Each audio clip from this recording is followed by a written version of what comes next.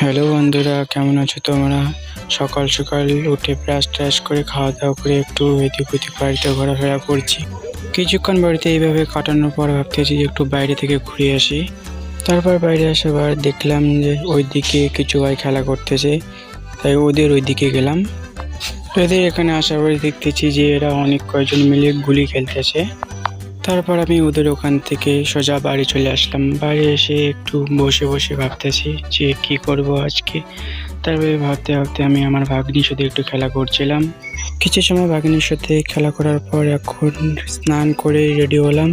তারপর ভাবতেছি খাওয়া দাওয়া করে একটু বাইরে থেকে ঘুরে আসবো।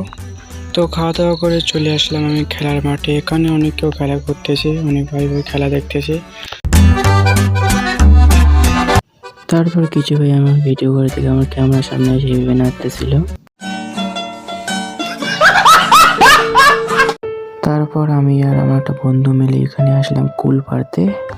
তারপর আমি নিচে না দিকে আমি চলে আসলাম গাছের উপরে।